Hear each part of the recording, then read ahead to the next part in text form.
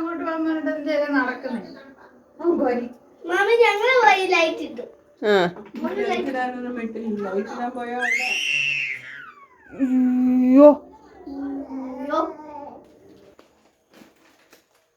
വന്നു.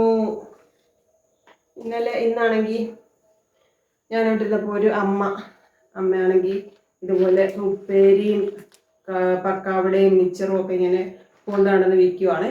അപ്പോൾ അവിടെ വന്ന് വേണമെന്ന് ചോദിച്ചു. ഞാൻ ആദ്യം വേണ്ടാന്ന് പറഞ്ഞ്. അപ്പോൾ എന്നോട് പറഞ്ഞു ഒരു കൊച്ചു കുഞ്ഞുണ്ട് വീട്ടിൽ, അതിന് ഏതാണ്ട് വയ്യാഴി കേട്ടോ, അപ്പം അതിന് ചികിത്സയ്ക്ക് വേണ്ടിയിട്ടാന്നൊക്കെ പറഞ്ഞു. അപ്പോൾ അത് കേട്ടപ്പോൾ സത്യമാണോ കള്ളമാണോ എന്നൊന്നും എനിക്കറിയത്തില്ല. അപ്പോൾ ഞാൻ പറഞ്ഞു എന്നാൽ ഇത് പക്കാവട എനിക്കിഷ്ടമാണ്, അപ്പോൾ ഇത് വാങ്ങിച്ചു. അവിടെ ഇരുന്ന് ചായയുടെ കൂടെ കഴിച്ചു. ബാക്കിയത് കേട്ടോ. പിന്നെ വേറെന്താണ് വിശേഷം? പിന്നെ നമ്മുടെ വീഡിയോസൊക്കെ കാണുന്ന ഒരാളെ കണ്ടു. ഒരാളല്ല, 2 പേരുണ്ടായിരുന്നു. മോളും ഉണ്ടായിരുന്നു. ഭയങ്കര സന്തോഷമായിരുന്നു. പിന്നെ മോളുടെ പേര് നിരഞ്ജന എന്നാണ് കേട്ടോ. ആ പേര് എനിക്കിഷ്ടമുള്ള പേരാണ്.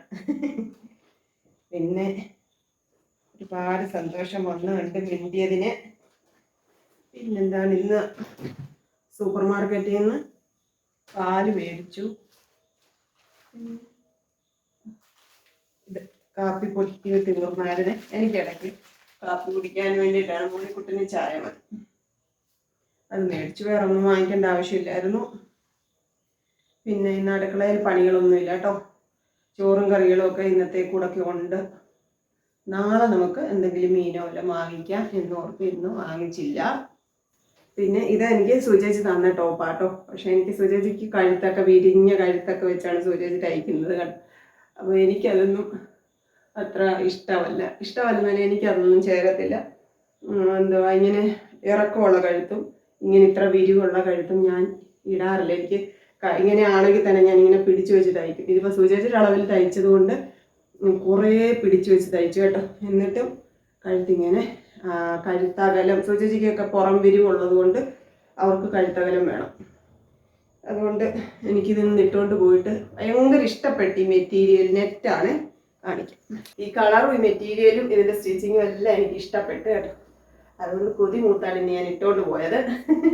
അപ്പോൾ ഇന്ന് നമ്മുടെ ഷോപ്പിൽ വെച്ച് 3 പേര് പറഞ്ഞു ടോപ്പ് അടിപൊളിയാണെന്ന്. സുചേച്ചിക്കാണ് അതിൻ്റെ ക്രെഡിറ്റ്. ഇതിൻ്റെ അടിവശമൊക്കെ കാണാൻ നല്ല രസമുണ്ട് കണ്ടു. പിന്നെ ഈ ഷാൾ എനിക്ക് ഓൾറെഡി ഉള്ളതായിരുന്നു. എനിക്കൊരു കറുത്ത ചുരിദാറുണ്ടായിരുന്നേ, അതിൻ്റെ കൂടെ ഞാൻ ഇതായിരുന്നു യൂസ് ചെയ്യുന്നത്. അപ്പോൾ ഇത് കിട്ടിയപ്പോൾ എൻ്റെ കൂടെ ഇട്ടു. ഇങ്ങനെയുണ്ട്. ഇത് ചിലപ്പോൾ ഞാൻ കുക്കൂന് അങ്ങ് കൊടുത്താലോ എന്നാലേക്ക്. ഇത് കുക്കൂനും സുചേച്ചിക്കും ഒക്കെ ഒരേ ശരീരപ്രകൃതിയാണ്. അവർക്കൊക്കെ പുറം വിരിവുണ്ട്. അപ്പം കഴുത്തകലം ഉള്ളത് അങ്ങനെയുള്ളവരിട്ടാൽ നല്ല ഭംഗിയാണ്.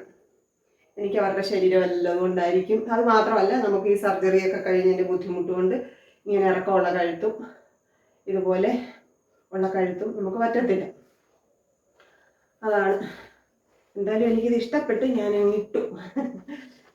പിന്നെ മോനുകുട്ടൻ ട്യൂഷന് പോയേക്കുന്നു, വിളിക്കാൻ പോകണം. ഞാനപ്പോഴത്തേക്ക് കുളിച്ച് ജപിച്ചിട്ടൊക്കെ വരാം എന്ന് വിചാരിച്ച്. പിന്നെ ഇന്നത്തെ നൈറ്റിക്ക് കുറേ ഓർഡറൊക്കെ വന്നിട്ടുണ്ട്. കുറച്ച് ദിവസമായിട്ട് നമ്മുടെ വീഡിയോയ്ക്ക് വ്യൂസൊക്കെ കുറവാണ്, അതുകൊണ്ട് ഓർഡറും കുറവാണ്. നല്ല പ്രിൻറ്റും നല്ല മെറ്റീരിയലിലും ഉള്ള ഒരു അജ്രക്കിൻ്റെ നൈറ്റിയാണ് ഇട്ടിരുന്നത് ഇന്ന് കേട്ടോ. ഭയങ്കര നല്ല കളർ കോമ്പിനേഷനാണ്. അതിൻ്റെ വീഡിയോസാണ് നമ്മൾ ഇന്ന് ഇട്ടത്. ഒന്ന് 3 പീസ് കട്ടും ഉണ്ട്, അല്ല ചുരിദാർ കട്ടിങ്ങും ഉണ്ട്. അപ്പോൾ അതിന് കുറച്ച് ഓർഡർ വന്നിട്ടുണ്ട്. അതൊക്കെ ഇന്ന് നമുക്ക് പാക്ക് ചെയ്യണം. ഞാൻ എൻ്റെ പണികളൊക്കെ തീർത്തിട്ട് ഇപ്പം. പ്രിയങ്ങളെ, അമ്മക്കിളിയുടെ കൊച്ചു കൊച്ചു വിശേഷങ്ങളിലേക്ക് എല്ലാവർക്കും സ്വാഗതം.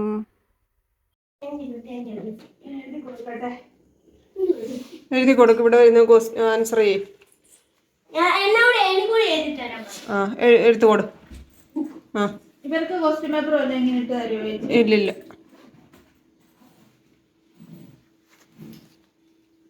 മോൻ്റെ ആ ട്യൂഷൻ്റെ ബുക്ക് എടുത്തുകൂടെ? അതിനകത്ത് ഇന്ന് പഠിപ്പിച്ചില്ലേ കണക്കിൻ്റെ ബുക്ക് എടുത്തുകൂടെ?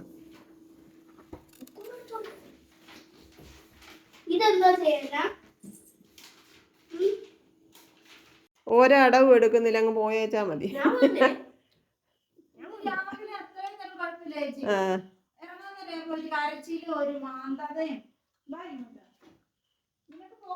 വഴിയില്ല. 3 ദിവസം കൂടെ പരീക്ഷ, അത് കഴിഞ്ഞ് പിന്നെ 10 ദിവസം അവധിയാ. അയ്യോ, രാത്രി കിടന്ന് പോവരുത്, കൂർക്കാൻ വരും. കുറുക്കൻ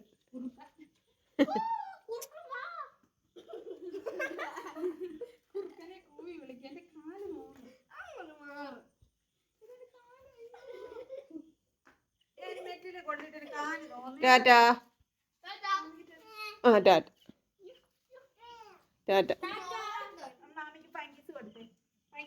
ഉമ്മ. ഉമ്മ. ഓ മതി, ടാറ്റ. ഉമ്മ. ആ ആ കിട്ടി കിട്ടി കിട്ടി.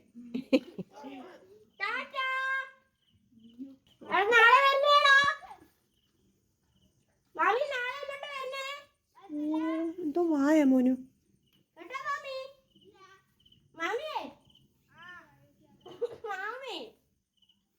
വണ്ടി ഉണ്ടോ ചേച്ചി അവിടെ? ബുള്ളറ്റ് ഉണ്ടോ അവിടെ? കുക്കു ഇങ്ങോട്ട് വന്നായിരുന്നേ. ഇനി കുറച്ച് പാലിക്കാനുണ്ടായിരുന്നു. ഇതിപ്പം അഡ്രസ്സൊക്കെ എഴുതി തരാമെന്ന് പറഞ്ഞ് വന്നു. അതെല്ലാം റെഡിയാക്കി വെച്ചു. ഇനി ചോറിനാന്ന് അതിങ്ങോട്ട് സാമ്പാർ കൂട്ടാനെടുക്കും. മുത്തുമണി വിളിക്കുന്നു. ജോലിയായിരുന്നു മക്കളെ. ഇപ്പഴാ കഴിഞ്ഞ. ചോറിനാൻ പോവാ. എനിക്ക് ഞാൻ അപ്പുറത്തുനിന്ന് ഇച്ചിരി മെഴുക്കുവരട്ടി എടുത്തോണ്ട് വന്ന് കൂക്കു മെഴുക്കുവരട്ടി തന്നു.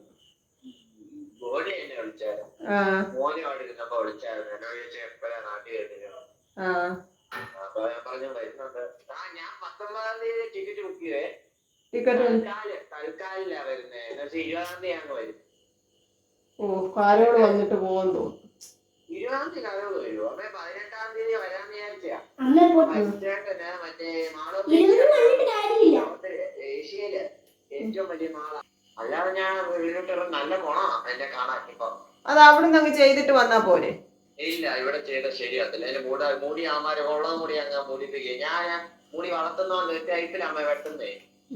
സൈഡിൽ മാത്രമേ വെട്ടത്തുള്ളൂ, നടുക്കും ബാക്കിലും ഒന്നും വെട്ടാൻ പറ്റത്തില്ല. അവിടെ വളർത്തുമല്ലേ. അതുപോലൊക്കെ പറഞ്ഞു വെട്ടിപ്പോ ഇവിടൊക്കെ ഇംഗ്ലീഷും തമിഴും ഒക്കെ പറഞ്ഞു എഴുതിയൊക്കെ അമ്മക്ക് കത്തിയില്ല. അവിടെ വരുമ്പോ ആ പുള്ളി കാടി പഠിച്ച് എഴുതുന്നതായിരുന്നു. പുള്ളിയോടെ പറഞ്ഞാ പോയി. പിന്നെ മീശ വിളിച്ചോ? മീശ ഉണ്ടല്ലോ. അവിടെ നിൽക്കുന്നോണ്ട് എല്ലാ ദിവസം കാണുന്നോണ്ട് അമ്മയ്ക്ക് അറിയാത്ത ഉണ്ട് എനിക്ക്. ഞാൻ അത് വടിക്കണോന്നായിരുന്നു. അത് വടിച്ച ഉള്ളിങ്ങനെ പോയി. മീശ വിളിക്കണ്ട, മീശ കളിക്കട്ടെ. ഇനി വടിച്ചൊക്കെ ഒന്നുകൂടി പ്രദർശിപ്പിക്കാനായിരുന്നു. പക്ഷെ നാട്ടിൽ വന്നാൽ നിർത്തിയത്. കഴിച്ചോ? കഴിക്കാൻ പോകാൻ തുടങ്ങണം. എത്ര ടിക്കറ്റിന് തൽക്കാലം എടുത്തേന്? തൽക്കാലം എടുക്കാനാണ് അവൻ. തൽക്കാലം എടുത്തു. 19-ാം തീയതി ട്രെയിനാണെങ്കിൽ 18-ാം തീയതി ഞാൻ തൽക്കാലം ഇത് എടുത്തുള്ളൂ. അത് 600 രൂപ ഇന്നത്തേന്. നാളത്തെ ടിക്കറ്റിന് ഇന്ന് 600 രൂപ. അപ്പൊ 600 ആകത്തുള്ളൂ. സ്ലീപ്പറാ. എനിക്ക് AC വേണ്ട. എനിക്ക് AC കുഴപ്പമില്ല. AC വേണ്ട കുഞ്ഞ്, അല്ലാതെ വല്ല പനി വല്ല പിടിച്ചാൽ 200 ഉണ്ടെങ്കിലില്ല.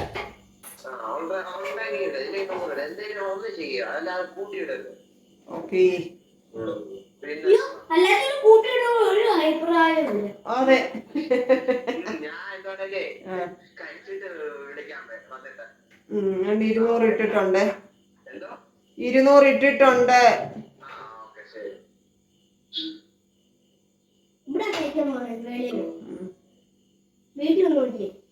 ഇല്ലായിരിക്കും. മുത്തുമണി വരുന്നുണ്ട്. 20-ാം തീയതിക്ക് വരുമെന്നാണ് പറഞ്ഞിരിക്കുന്നത്. എന്തോ തീരുമാനം ഒന്നുമില്ല, അറിയത്തില്ല കേട്ടോ. മോനുകുട്ടൻ മുട്ട വറക്കുക. ഇന്ന് വേറെ കറികളൊന്നുമില്ല. ഇച്ചിരി സാമ്പാർ ഇരിപ്പുണ്ട്.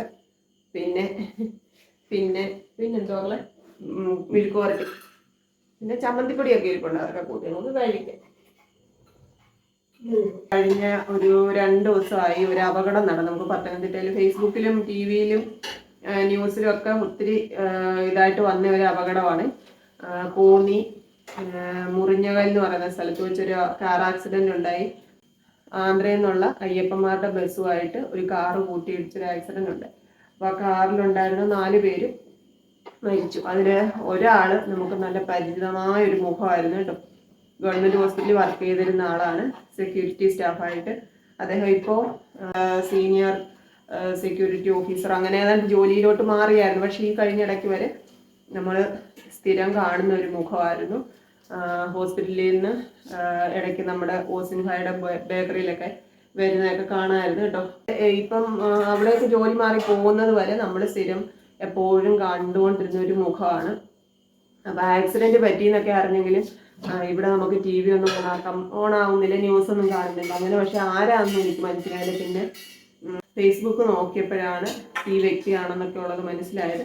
ഭയങ്കര ഒരു ഷോക്കായിപ്പോയി കേട്ടോ. മോളും മരുമകനും പിന്നെ ആ മരുമകൻ്റെ അച്ഛനും ഇദ്ദേഹമായിരുന്നു കാറിലുണ്ടായിരുന്നത്. ഒരു 4 പേരും ആക്സിഡൻറ്റിൽ മരിച്ചു. അപ്പം ഒത്തിരി ഒരുപാട് പേര് അവരുടെ ന്യൂസൊക്കെ ഷെയർ ചെയ്തിട്ടുണ്ടായിരുന്നു. കാരണം വിവാഹം കഴിഞ്ഞിട്ട് 15-18 ദിവസമായിട്ടുള്ളൂ മോളുടെ വിവാഹം കഴിഞ്ഞിട്ട്. അവർ മലേഷ്യയിൽ ഹണിമൂൺ ട്രിപ്പിന് പോയിട്ട് തിരിച്ചു വന്നപ്പോൾ വിളിക്കാൻ പോയതാണ്. 2 പേരുടെയും പപ്പാമാർ 2 പേരുടെ. അപ്പോൾ അത് ഭയങ്കര ഒരു എന്താ പറയുന്നത്, ഓരോ ദിവസവും അതിനെപ്പറ്റി ആൾക്കാർ കണ്ട കാര്യവും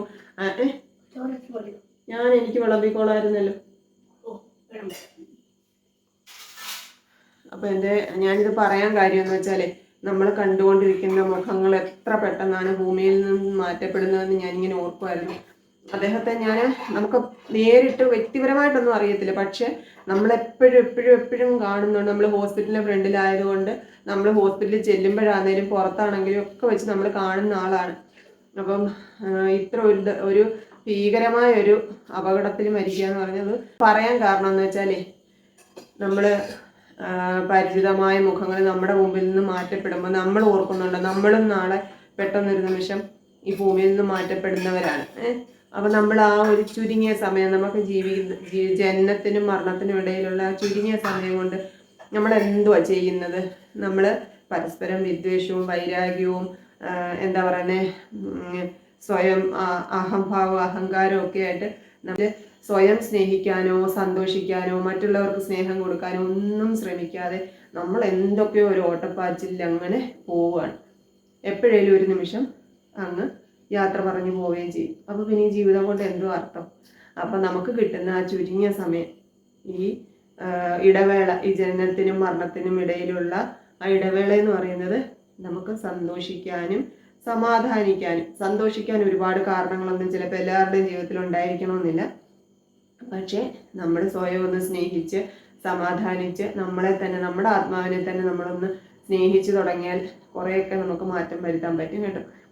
അപ്പം അങ്ങനെ നമ്മൾ സ്വയം സ്നേഹിച്ചാൽ നമ്മുടെ ചുറ്റുമുള്ളവരെ ഒരു സ്നേഹവും കരുണയൊക്കെ നമ്മുടെ വാക്കുകളിൽ കൊണ്ട് കൊടുക്കാൻ പറ്റും. നമുക്ക് ഒരുപാട് വാരിക്കോരി ചിലപ്പോൾ സാമ്പത്തികമായിട്ടും ശാരീരികമായിട്ടും ഒന്നും നമ്മുടെ ചുറ്റുമുള്ളവരെ, നമ്മുടെ സഹജീവികളെ ഒന്നും സഹായിക്കാൻ പറ്റിയെന്ന് വരത്തില്ല. പക്ഷെ നമ്മുടെ ഒരു വാക്ക് ചിലപ്പോൾ അവർക്ക് ഒരു ആശ്വാസമായേക്കും, ഒരു ധൈര്യം പകർന്നേക്കും. അതുകൊണ്ട് അതിനെങ്കിലും നമുക്ക് കഴിയണം. പിന്നല്ലെങ്കിൽ പിന്നെ എന്തിനാ ഇങ്ങനെ മനുഷ്യനാണെന്ന് പറഞ്ഞ് ജീവിക്കുന്നതല്ലേ? അപ്പം ഞാനിങ്ങനെ ഓരോ വ്യക്തികളും, ഞാൻ പറഞ്ഞിട്ടില്ലേ, ഞാൻ നമ്മുടെ ക്യാൻസർ ഫൈറ്റേഴ്സിൻ്റെ ഗ്രൂപ്പിലൊക്കെ പരിചയപ്പെട്ട ഓരോ വ്യക്തികളും എന്നെക്കാളും ധൈര്യത്തോടെ എന്നെ ഭയങ്കരമായിട്ട് മോട്ടിവേറ്റ് ചെയ്ത ആൾക്കാരൊക്കെ എനിക്ക് മുമ്പേ യാത്രയാകുമ്പോൾ ഞാൻ ഓർക്കാറുണ്ട്. എനിക്ക് എൻ്റെ സമയം ചുരുങ്ങി ഇല്ലാതായിക്കൊണ്ടിരിക്കുകയാണ്. അപ്പം ആ ഒരു നഷ്ടപ്പെട്ടു പോകുന്ന സമയം നമുക്ക് തിരിച്ചു കിട്ടത്തില്ല. അപ്പോൾ ഉള്ള സമയം സ്നേഹത്തോടെ മറ്റുള്ളവരോട് ഇടപഴകാൻ ദൈവം എന്നെ അനുവദിക്കണേ എന്ന് ഞാൻ എപ്പോഴും പ്രാർത്ഥിക്കാറുണ്ട് കേട്ടോ. എനിക്കൊരുപാട് സാമ്പത്തികമോ അല്ലെങ്കിൽ സൗഭാഗ്യങ്ങളോ സന്തോഷങ്ങളോ ഒന്നും തരണമെന്ന് ഞാൻ പ്രാർത്ഥിക്കാറില്ല. പക്ഷേ എനിക്ക് സമാധാനം വേണം, മറ്റുള്ളവരെ സ്നേഹിക്കാനും അവരോട് നല്ല വാക്കുകൾ സംസാരിക്കാനുള്ള ഒരു കഴിവ് വേണം. അല്ലെങ്കിൽ പിന്നെ ആരുടെയും ഒരു നന്മ കാണുമ്പം നമ്മുടെ മനസ്സിൽ വിഷം നിറയുവാണ്, അവരോട് വൈരാഗ്യം വരുവാണെന്നൊക്കെ ആ ഒരു രീതി ഉണ്ടല്ലോ, അതാണ് നമ്മളല്ലാതാക്കുന്നത്. അതുകൊണ്ടാണ് ഞാൻ അങ്ങനെ പറഞ്ഞത് കേട്ടോ. നമുക്ക് നമ്മളെ സ്വയം സ്നേഹിക്കാൻ കഴിഞ്ഞില്ലെങ്കിൽ നമുക്ക് മറ്റുള്ളവരെ എന്ന് സ്നേഹിക്കാനും അവരോടൊന്നും ഒരു നല്ല രീതിയിൽ പെരുമാറാനും ഒന്നും പറ്റത്തില്ല. ഇപ്പം ഈ പറഞ്ഞ കാര്യങ്ങൾ കേട്ടിരിക്കുന്ന ആരെങ്കിലും ഒക്കെ ഉണ്ടെന്നുണ്ടെങ്കിൽ നിങ്ങളുടെ മനസ്സിൽ ആരോടെങ്കിലും ഒക്കെ ദേഷ്യമോ വൈരാഗ്യം ഒക്കെ ഉണ്ട്, മാറ്റി വെച്ചേര്. അതൊക്കെ അവരുടെ വഴിക്ക് അങ്ങ് വിട്ടേര്. നിങ്ങൾക്ക് കിട്ടുന്ന സമയം നിങ്ങൾ സന്തോഷത്തോടെയും സമാധാനത്തോടെയും നിങ്ങളുടെ നിങ്ങളുടെ ഉള്ളിൽ ഒരു നന്മയുടെ വെളിച്ചമുണ്ട്, അത് കണ്ടെത്താൻ ശ്രമിക്കുക. ആ ഒരു വെളിച്ചത്തിൻ്റെ പുറകെ പോവുക കേട്ടോ. എനിക്ക് എന്താ പറയുന്നത്, ഇപ്പം ഈ ഒരാഴ്ചക്കിടയിൽ കുറേ മരണങ്ങൾ അടുപ്പിച്ച് എനിക്ക് പരിചിതമല്ലാത്ത, പക്ഷേ ഇന്നലെ ഒരു മരണം ഉണ്ടായി. 39 വയസ്സുള്ള ഒരാളാണ്. ടീച്ചറായിരുന്നെന്ന് തോന്നുന്നു. ക്യാൻസർ സർവൈവറാണ്. ട്രീറ്റ്മെൻറ്റൊക്കെ കഴിഞ്ഞ ആളാണ്. പക്ഷേ അറ്റാക്കിൽ മരിച്ചുപോയി. അപ്പം അതുപോലെ തന്നെ നേഴ്സാണ്. എന്നിട്ട് പോലും ക്യാൻസർ ആണെന്ന് തിരിച്ചറിയാതെ 4th സ്റ്റേജിൽ എത്തിയതിന് ശേഷമാണ് അറിഞ്ഞത്. ഇതെല്ലാം ഫേസ്ബുക്കിലൊക്കെ ഉണ്ടായിരുന്നു. അപ്പോൾ വ്യക്തികളുടെ പേര് ഞാൻ പറയുന്നില്ല എന്നേ ഉള്ളൂ. അപ്പോൾ ഈ മരണങ്ങളൊക്കെ കാണുമ്പോൾ ഞാൻ ഓർക്കാറുണ്ട്. അവരൊക്കെ ജീവിതത്തിൽ എന്തോരം കുടുംബത്തോടൊപ്പം ജീവിക്കണമെന്നും സന്തോഷിക്കണമെന്നും സമാധാനിക്കണമെന്നും ആഗ്രഹിച്ച് ജീവിതത്തോട് എന്തോരം ആഗ്രഹത്തോടെ മുന്നോട്ട് വന്നിരുന്നവരായിരിക്കാം. അപ്പം എത്ര പെട്ടെന്നാണ് അവരുടെ സ്വപ്നങ്ങളും ആഗ്രഹങ്ങളും ഒക്കെ നിലച്ചു പോയി. അവർ ഈ ഭൂമിയിൽ നിന്നേ മാറ്റപ്പെട്ടു പോയി. അപ്പോൾ നമുക്ക് സമയമില്ല. ഇപ്പം ഈ സംസാരിച്ചുകൊണ്ടിരിക്കുന്നു, അടുത്ത നിമിഷം ഞാനുണ്ടോ, എനിക്ക് എന്താണ് വരാൻ പോകുന്നതെന്നൊന്നും നമുക്കറിയാൻ പറ്റത്തില്ല. അതുകൊണ്ട് എൻ്റെ ചക്കര മുത്തുമണികളോടെല്ലാം എനിക്ക് സ്നേഹമാണ്. എൻ്റെ സമയക്കുറവ് കൊണ്ടും എൻ്റെ തലയുടെ വട്ട് കൊണ്ടും എൻ്റെ വയ്യാഴിക കൊണ്ടും ഒക്കെ ഞാൻ മിണ്ടാതെ പറയാതെ മെസ്സേജ് അയക്കാതെ കമൻറ്റിന് മറുപടി തരാതെയൊക്കെ ഇരിക്കുമ്പോൾ നിങ്ങൾ എന്നോട് പിണങ്ങരുത് കേട്ടോ. കാരണം ഞാനിപ്പോൾ ഒരു നെട്ടോട്ടത്തിലാണ്. കാരണം നമ്മുടെ മൂത്താപ്പൻ പഠിക്കാൻ പോയിരിക്കുന്നതിൻ്റെ ഒരു ഇതെൻ്റെ തോളിലുണ്ട്. അപ്പോൾ അതൊന്നും ലെവലാകുന്നത് വരെ ഒരു നെട്ടോട്ടം ഓടിയേ പറ്റത്തുള്ളൂ. അത് കഴിയുമ്പോൾ ചിലപ്പം കുറച്ചൊക്കെ ഭാരം ഇറക്കി വെക്കാമെന്ന് എൻ്റെ പ്രതീക്ഷയാണ്. നാളെ എന്താണ് സംഭവിക്കുന്നതെന്നൊന്നും അറിയത്തില്ല. ഞാൻ എൻ്റെ ഒരു ഇത് പറഞ്ഞത്, നമ്മൾ ഈ പറയുന്ന എല്ലാ കാര്യങ്ങളും നമ്മൾ സ്വപ്നം കാണുന്നതാണ്. വിധി എന്താണ് അതൊക്കെ ഈശ്വരൻ്റെ കയ്യിലാണല്ലേ. അയ്യോ, എന്നാൽ പിന്നെ ഞാൻ ചോറുണ്ട് അല്ലേ. നമുക്ക് ഭക്ഷണമാണല്ലോ മുഖ്യം. മോനും കൂടെ ചോറുണ്ട്. എനിക്ക് മുട്ടയൊക്കെ വറുത്ത് ചോറും വിളമ്പി വെച്ച് കേട്ടോ. അപ്പോൾ ഇനി ഞാൻ കഴിക്കാൻ പോവാണേ. മീൻകറി ഇച്ചിരി ഇരിപ്പുണ്ട്, പക്ഷെ മുട്ട വറുത്തോണ്ട് ഞാൻ എടുക്കുന്നില്ല. പിന്നെ ചമ്മന്തിപ്പൊടിയൊക്കെ കൂട്ടി നമുക്ക് ചോറുണ്ടാം. ദേ എൻ്റെ മോനുകുട്ടൻ എനിക്ക് ചോറ് വിളമ്പി വെച്ചിട്ടുണ്ട്. ചോറ്, മോരുകറി, മുട്ട വറുത്തത്, ഉരുളക്കിഴങ്ങ് മെഴുക്ക് പുരട്ടി കുക്കു തന്നാ കേട്ടോ. പിന്നെ ഇച്ചിരി ചമ്മന്തിപ്പൊടിയും ജാതിക്ക ഉപ്പിലിട്ടത് അത്രേ ഉള്ളായിരുന്നു. ആ കുപ്പി അങ്ങ് കാലിയാക്കി കഴുകി വെക്കാമെന്ന് കണ്ട് ഞാൻ അതുകൂടി അങ്ങ് എടുത്തു കേട്ടോ. അപ്പോൾ നമ്മുടെ ഇന്നത്തെ അത്താഴം ഇതാണ്. എൻ്റെ പ്രിയങ്ങളെല്ലാം സന്തോഷത്തോടെയും സമാധാനത്തോടെയും ഇരിക്കട്ടെ എന്ന് ഈശ്വരനോട് പ്രാർത്ഥിക്കുന്നു. നമുക്കിനിയും അടുത്ത ദിവസം കാണാം കേട്ടോ. Tata, okay, bye. കൊച്ചു കൊച്ചു വീട്ടുവിശേഷങ്ങളുമായി വീണ്ടും കാണാമേ.